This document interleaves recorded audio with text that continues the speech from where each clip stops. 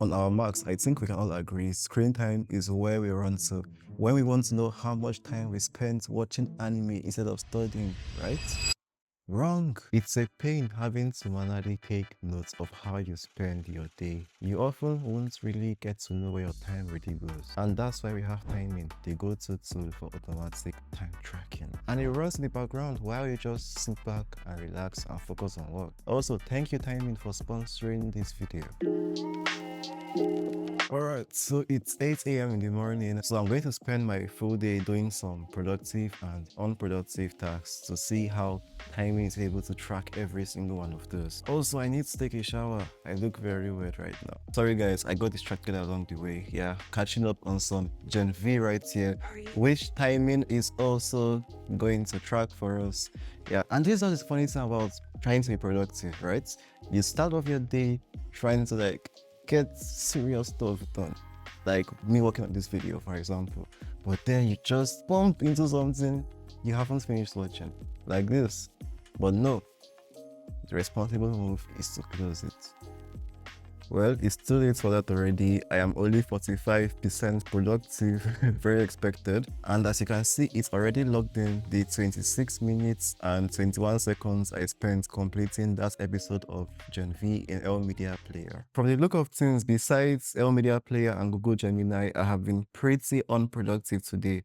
Guys, we have got to change that. First things first, for productivity, we are going to use Google Gemini Pro, yeah, to help me formulate a script for a video I'm working on.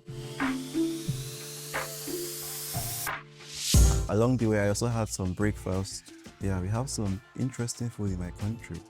What do you guys think?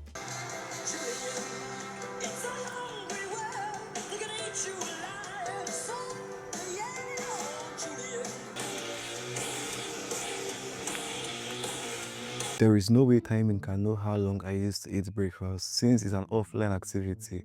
However, we can add it ourselves manually with timing's manual tracking feature. Yeah, this feature is perfect for things like going to the gym in person, meetings, using the swimming pool, working out, running, stuff like that. We just set the time duration ourselves and add it like I just did.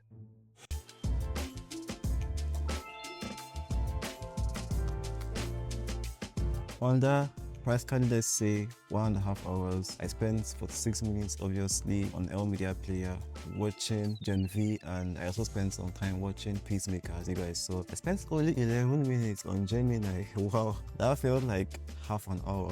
Anyways, I guess that's how unproductive I am, which is why we have 52% productivity. I also spent some time playing The Lost City or Autos Odyssey, as you guys also saw. Did you know that timing can also import screen time information from your iPhone and iPad into the timing app by your Mac and combine everything into a very smart time-tracked workflow? And as it stands now, timing is the only app on Mac that can do that currently, besides screen time itself, with emphasis on currently, because this sort of feature could get patched with a macOS update or iOS update or iPadOS update in the future, but for now we can do that. Alright, so I've gotten the script structure for the S20FE video. Now all I have to do is go pick out the device and tell you guys what's next in the afternoon.